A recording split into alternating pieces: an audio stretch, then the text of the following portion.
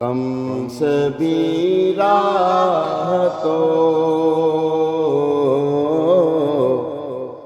غم سبھی راہ تو تسکین میں ڈھل جاتے ہیں۔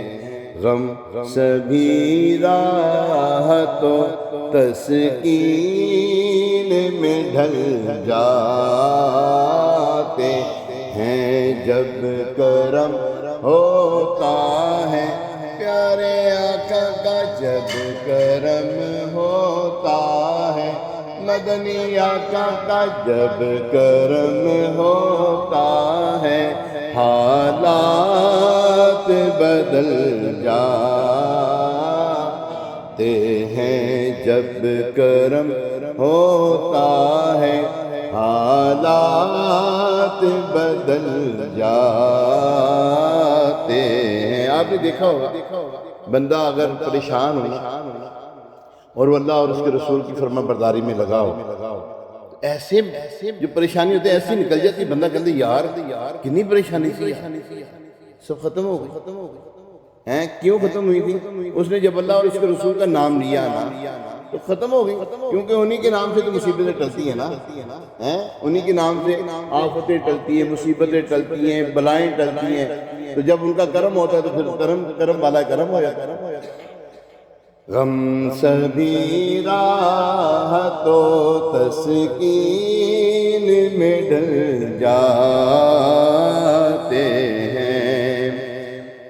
اس میں احمد کا وظیفہ ہے ہر ایک غم کا علاج۔ اس میں اعظم درود پاک، اس میں اعظم، اس میں احمد کا وظیفہ ہے ہر ایک غم کا علاج۔ لاکھ خطرے ہوں اسی نام سے ٹل جاتے ہیں۔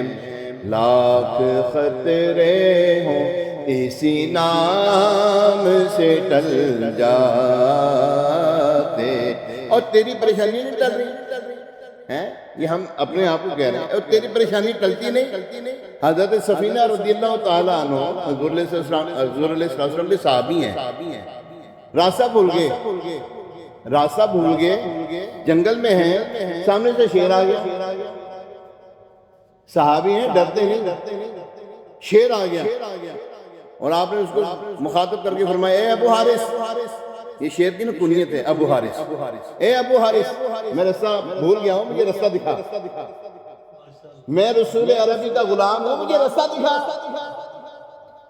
شیر جو ہے تمہیں لاتا ہوا آگے آگے چل پڑا، جہاں پر رستہ دکھانا رستہ دکھا کر واپس آ گیا۔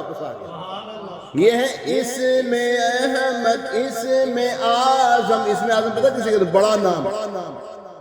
اس میں اعظم کسے کہتے ہیں؟ حضور علیہ السلام کی آمد سے، ظاہری آمد سے پہلے، حضور علیہ السلام کی ولادت باسعادت سے پہلے جو قومیں تھی نا، حضور علیہ السلام کے نام کی دعائی دے کر اپنی پریشانیاں دور کرتی تھی، اپنی پریشانیاں دور کرتی۔ جنگوں میں ان کا نام لیتے، یا اللہ وہ نبی آخر الزمان صلی اللہ علیہ وسلم جو آنا ہے نا، ان کے نام کے صدقے سے، ان کے صدقے سے اللہ ہماری پریشانیاں ٹال دے۔ اللہ تعالیٰ ان کو جنگ میں فتح یاب دیتا ہے، فتح یابی ملتی تھی ان کو۔ اس میں احمد کا وظیفہ ہے ہر ایک غم کا علاج۔ لاکھ خطرے ہوں اسی نام سے ٹل جاتے ہیں۔ لاکھ خطرے ہوں اسی نام سے ٹل جاتے ہیں۔ لاکھ خطرے ہوں اسی نام سے ٹل جاتے ہیں۔ اپنی آغوش میں لے لیتا ہے جب ان کا کرم، اپنی آغوش میں لے لیتا ہے جب ان کا کرم،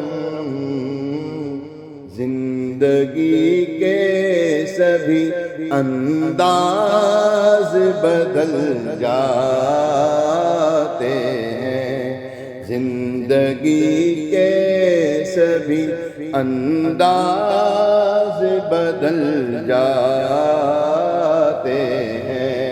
بندہ دیکھا ہوگا آپ نے، پہلے زندگی گزار رہا ہے، گناہوں بھری زندگی گزارتے، جب حضور علیہ السلام کے دامن کرم میں آئے، جب ان کی سنتوں پر عمل پیرا ہونا شروع ہو جاتا ہے، پھر لوگ بھی اس کے ہاتھ چومنے والے بن جاتے ہیں، اس کی زندگی بدل جاتی ہے، اس کے انداز بدل جاتے ہیں۔ تو شاعر کہتے ہیں یہ ناز یہ انداز ہمارے نہیں ہوتے، یہ ناز یہ انداز ہمارے نہیں ہوتے، جھولی میں اگر ٹکڑے تمہارے، بندے کے نا انداز بدل جاتے ہیں، اس کی گفتار بدل جاتی ہے، صاحب بالکل تبدیل ہو کے رہ جاتا ہے۔ پھر بندہ کہتا ہے یار وہ دیکھو عاشق رسول جا رہا ہے، پھر اس کی طرف اشارہ کر کے لوگ کہتے ہیں یہ دیکھو عاشق رسول جا رہا ہے، یار دیکھو کتنا پیارا لگ رہا ہے یار، امام شریف کتنا پیارا لگ رہا ہے اس کے سر پہ۔ تو بندہ جب خاموش ہو کے جا رہا ہوتا ہے، نگاہیں نیچی کر کے جا رہا ہوتا ہے، اس کا انداز بدل جاتا ہے۔ اپنی آغوش میں لے لیتا ہے جب ان کا کرم، زندگی کے سبھی انداز بدل جاتے ہیں، رکھ ہی لیتے ہیں بھرم ان کے کرم کے صدقے، جب کسی بات پہ دیوان مچل جاتے ہیں۔ میں تو یہی میں بچہ باپ کے آگے ماں کے آگے جب مچلتا ہے نا، جب بچہ ماں یا باپ کے آگے مچلتا ہے تو اس کے کام ہوتے کہ نہیں ہوتے؟ آپ بولو صحیح، کام ہو جاتے ہیں اس کے۔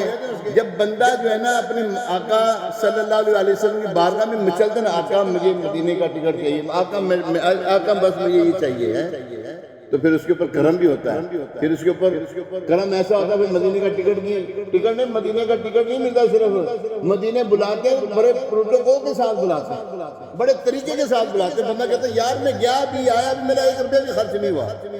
یہ ہے ان کا جب کرم ہوتا ہے نا، کہتے ہیں رکھ ہی لیتے ہیں بھرم ان کے کرم کے صدقے، جب کسی بات پہ دیوان مچل جا